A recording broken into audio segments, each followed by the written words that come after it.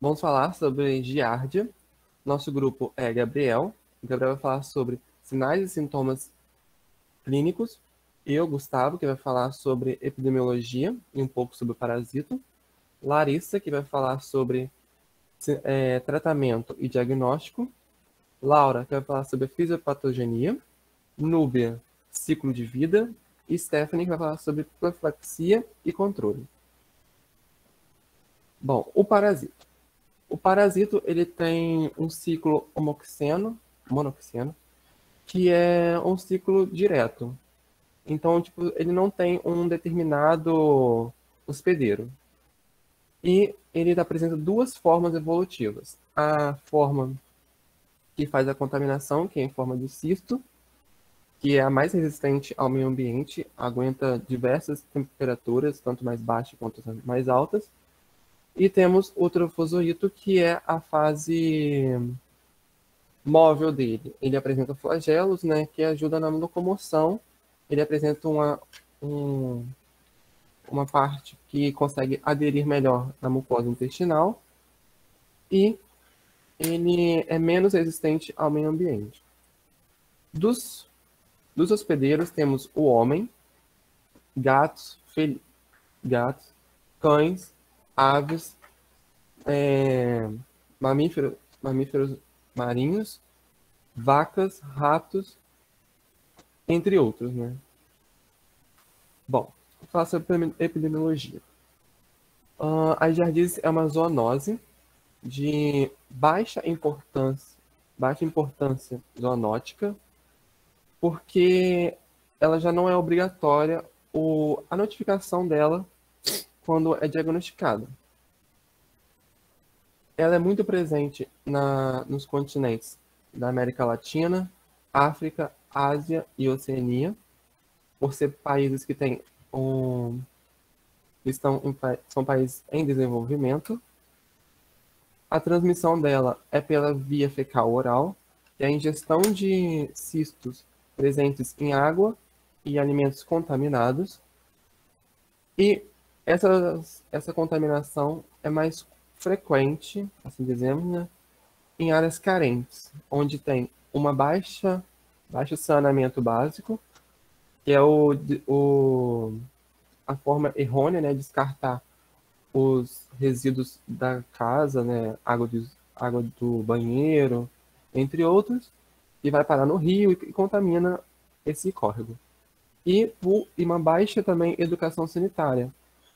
Quando a pessoa não tem hábitos, né, de higiene, hábitos de limpeza, de lavar as mãos frequentemente depois de fazer certas coisas. Alguns locais que também são propensos à contaminação praias, parques, praças, que há uma presença grande de animais errantes, né, como cães e gatos, que favorecem a contaminação do meio ambiente por serem vetores, né, de diversas doenças que afetam ao homem e aos animais. Dentre elas, né, temos a giardia. A faixa etária que é mais acometida em humanos é de 0 a 6 anos, porque nessa faixa etária ainda não se formou o hábito de higiene, o hábito de lavar as mãos, de evitar colocar objetos na boca, né, que é muito comum nessa faixa etária, e também nos cães de 0 a 9 meses, que são cães que têm a imunidade menor, né, e então apresenta mais sinais clínicos, mais sintomas, então é mais propenso para ela. E um outro fator que também ajuda a contaminação é o hábito errôneo, né, dos tutores de não recolherem as fezes dos animais quando estão passeando. O seu animal pode ser assintomático e mesmo assim transmitir essa doença, né, para animais que não têm essa doença ou que vão passear em alguns lugares.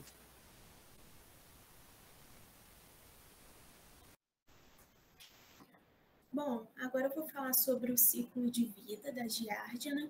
E a infecção ela se inicia pela via oral, através da ingestão de água e alimentos contaminados pelo cisto.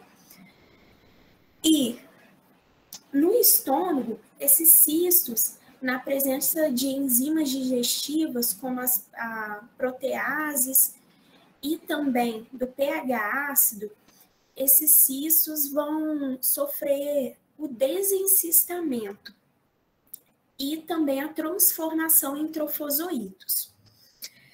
E chegando ao duodeno, esses trofozoítos se aderem às microvilosidades intestinais e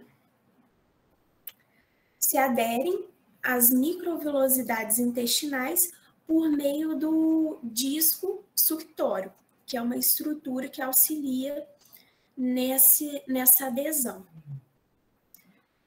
E, através da ação de enzimas biliares e glicídios, vão estimular a fisão binária, que é a multiplicação desses trofozoítos no duodeno. Assim, fazendo com que ocorra o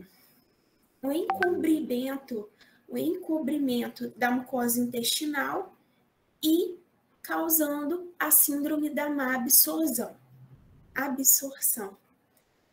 E algum desses trofozoítos no intestino delgado vão se desassociarem da parede intestinal e vão parar lá na porção final do intestino delgado, o íleo. E lá, a condição alcalina, a falta de água e de nutrientes vão dificultar a sua sobrevivência. Assim, vai ocorrer novamente o encistamento desse trofozoíto. E, posteriormente, esses cistos contendo trofozoítos irão ser eliminados através das fezes do hospedeiro e chegar ao meio ambiente. E no próximo slide, a gente pode observar a presença de trofozoítos no intestino delgado.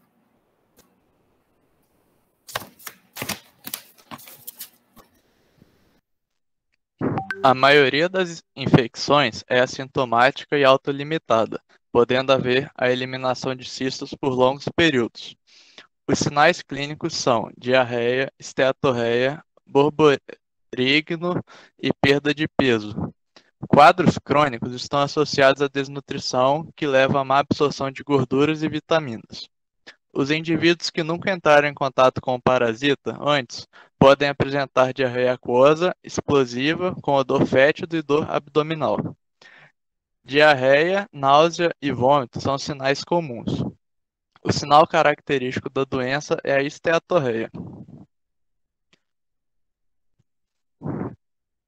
Os sinais clínicos são mais evidentes em cães jovens do que em cães adultos, pois geralmente, nessa faixa etária, os animais se manifestam a doença de forma sintomática, aumentando a contaminação do ambiente.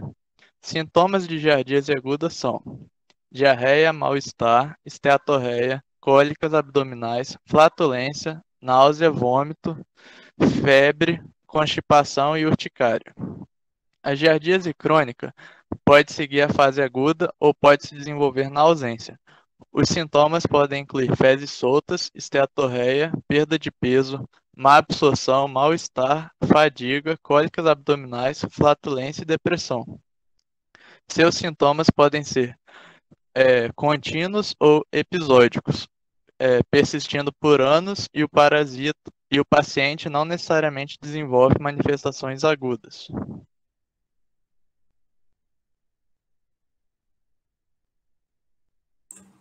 Caracterizando então a fisiopatogenia causada pelo parasito Giardia lamblia, ressaltando o ciclo de vida citado pela Núbia. Os trofozoítos do intestino delgado, na parte proximal, eles se aderem à mucosa intestinal, e os trofozoítos que não conseguem se aderir na parte da mucosa intestinal no intestino delgado, eles avançam para o intestino grosso na forma infectante como cistos e são eliminados através das fezes para o meio ambiente. Ressaltando as principais fisiopatogenias causadas pela infecção. O intestino delgado, ele é o foco principal das anormalidades tanto estruturais quanto funcionais. Essas anormalidades, elas consistem em atrofia parcial, moderada das vilosidades ou atrofia subtotal velocitária. As vilosidades intestinais, elas são revestidas por um epitélio simples colunar com microvilosidades e células caniciformes. Essas anormalidades acometidas na mucosa intestinal vão causar a má absorção intestinal, delimitando a capacidade de absorção dos nutrientes, aumentando a profundidade da cripta, o encurtamento ou ruptura das microvilosidades, causando também, nas junções estreitas epiteliais intestinais, comprometimento. O epitélio que reveste internamente o intestino delgado, ele é especializado em absorver nutrientes e permitir que esses nutrientes passem da cavidade intestinal para a corrente sanguínea. Então, um paciente com quadro comprometido, ele vai ser delimitado a essa infecção, causando também a deficiência das enzimas do epitélio de borda e escova no intestino delgado, incluindo principalmente as disacaridases como a lactase.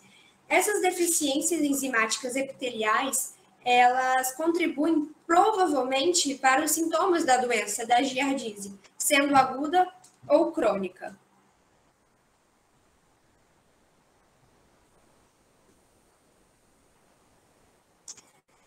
Neste slide é demonstrado uma figura histológica pela micrografia de alta amplificação de uma biópsia da mucosa do intestino delgado no caráter pelo duodeno de um paciente comprometido pela doença. Dando continuidade às principais fisiopatogenias caracterizadas pela infecção, indivíduos com fibroses císticas ou deficiência de imunoglobulina, eles tendem a ter uma doença mais grave por conta da deficiência da IgA secretora e a imunidade mediada por células. Indivíduos com HIV positivo, eles vão ter um comprometimento na resposta imune contra o parasito. A giardíase crônica, ela pode se assemelhar a outros tipos de doença, pela má absorção, como a doença inflamatória intestinal. Estudos demonstram que a giardíase crônica pode afetar o crescimento e o desenvolvimento em crianças. Esse referencial bibliográfico citado no slide, eu procurei através de um artigo publicado. Ele demonstra caráter em crianças colombianas, que é um forte preditor à doença, que vão acometer o desenvolvimento e o crescimento das crianças. Essas foram as principais fisiopatogenias encontradas pela doença. Diagnóstico. Bom, para um diagnóstico bem-sucedido, preconiza-se a avaliação sintomatológica do paciente. E entre elas pode-se destacar a diarreia persistente, dor abdominal, náuseas, vômitos, emagrecimento e entre outros sintomas já citados pelo Gabriel. Além disso, é crucial que seja feita uma boa anamnésia para obter informações em relação a viagens e locais frequentados, tendo em vista que uma pessoa que viajou para diversos lugares e frequentou locais endêmicos, ela está mais propensa à infecção. Bom, o diagnóstico ele deve ser feito com base a exames laboratoriais, e entre eles pode-se destacar a técnica de Fauci, que também é chamada de centrifugoflutuação no sulfato de zinco. Esse teste é um teste coprológico, sendo ele o mais utilizado nas clínicas veterinárias pelo fato de apresentar grande eficácia na identificação de cistos de giardia e por apresentar um baixo custo financeiro. Vale ressaltar que para a realização do mesmo é necessário que colete no mínimo 3 amostras fecais consecutivas ou em dias alternados, pelo fato dos cistos eles serem eliminados de forma intermitente. Também utiliza-se como forma de diagnóstico o exame direto de esfregaços fecais. Ele é um exame também de grande eficácia, onde ele avalia a presença de trofozoítos. E vale salientar que é necessário que as amostras elas estejam frescas, para assim obter um melhor resultado. Por fim, também tem outro diagnóstico, que é o teste sorológico de ELISA. Ele mostra-se bastante eficiente, porém, ele é de alto custo, o que dificulta um pouco a sua utilização. Aqui podemos ver a imagem microscópica com a presença de trofozoítos de giardias que foram encontrados nas fezes de um cão. O tratamento. Por se tratar de uma zoonose, é crucial que logo após o diagnóstico seja iniciado o tratamento. O tratamento ele pode ser feito com fármacos à base de nitroimidazol. Entre eles, destaca-se no grupo o metronidazol e o tinidazol, sendo o metronidazol o medicamento de maior eficácia e o mais utilizado nas clínicas veterinárias, pois ele impede a replicação e paralisa o DNA. Também usa-se fármacos à base de benzimidazólicos. Entre eles, pode-se destacar o albendazol e o fenbendazol. O fenbendazol é um fármaco extremamente seguro, podendo ser prescrito tanto para gestantes ou prenhes, como também para gatos. Já o albendazol é um medicamento que a sua utilização ela deve ser com cautela, pelo fato de ser potencialmente tóxica para a medula óssea. E, por fim, também pode-se utilizar a furazolidona, que é uma medicação que possui ação antibacteriana e antiparasitária. Ela também apresenta grande eficácia na medicina veterinária.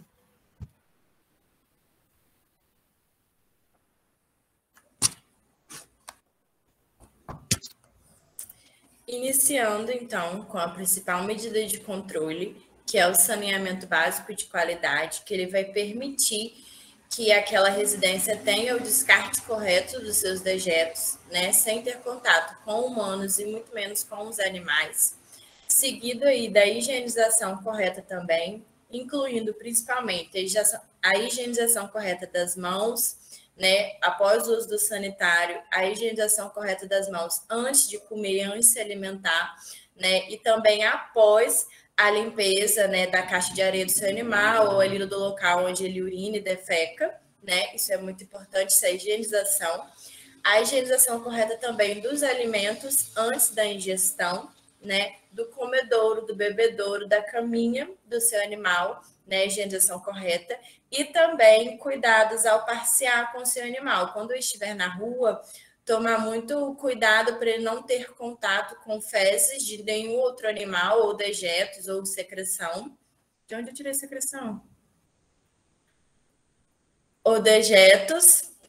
Tomar cuidado para o seu animal não ter contato com nenhum tipo de dejeto de outro animal que pode estar infectado. E, ao chegar em casa, limpar a pata do seu animal, higienizar a patinha dele corretamente, também os seus pés e os seus sapatos, para não estar contaminando ali o ambiente onde o seu animal vive, aonde você vive, correndo o risco de se contaminar e também contaminar o seu animal. Agora, falando sobre profilaxia, a vacina é um dos principais métodos usados, que o seu nome popular é Jardiavax, né, recomendada a partir de 7 semanas de vida para gatos e a partir de 8 semanas de vida para cachorros. E falando um pouco sobre incidência, foi retratado aqui no nosso trabalho, cerca de 72% de cães de rua são acometidos, né, com a giardíase. Já cães domésticos são apenas 5%. Então, a gente consegue observar que animais que vivem, por exemplo, em ONGs ou em abrigos, e em situações de rua, eles são mais propensos a adquirir, né, a giardíase. E animais que têm a sua higienização correta, a sua prevenção, eles são menos propensos a isso. Mas, enfim, é isso, nosso trabalho acaba por aqui, finalizamos, obrigado.